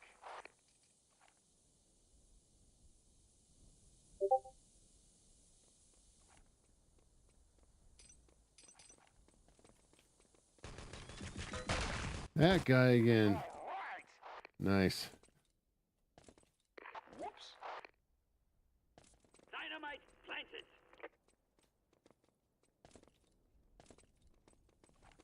Hey, Blackadder. They have damaged our command post.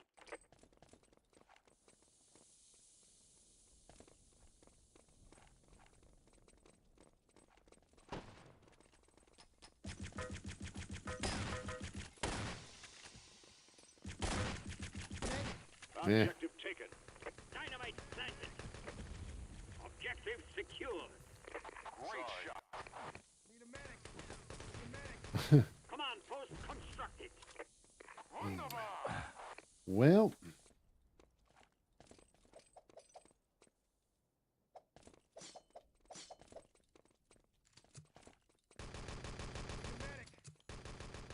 Killing spree. well, that didn't quite line up right. Gonna do that texture again.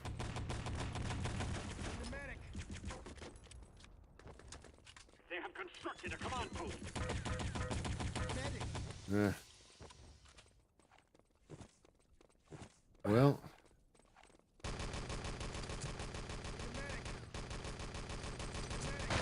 like it's getting late for me here. Things have dropped off now. Killing spree. Oh well.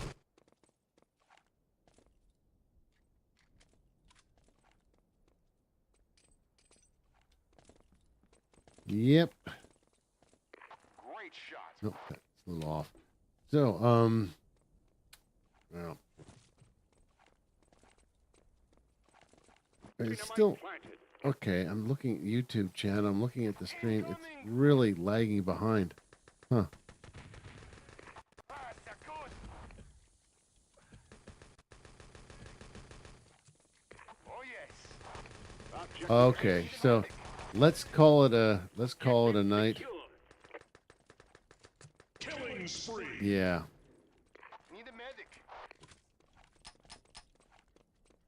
So yeah, I'm gonna call it a night, and we'll see you for the Sunday robot stream. I'm gonna do Rick Diaz, just high grade, not master grade, and Constructing. that's an unusual one, and hopefully that will attract a lot of viewers to it because that seems to be a popular model, according to what I was reading and looking at reviews on Amazon and other places. And there is a master grade version of that model. So, okay. Man, I gotta eat something, and let's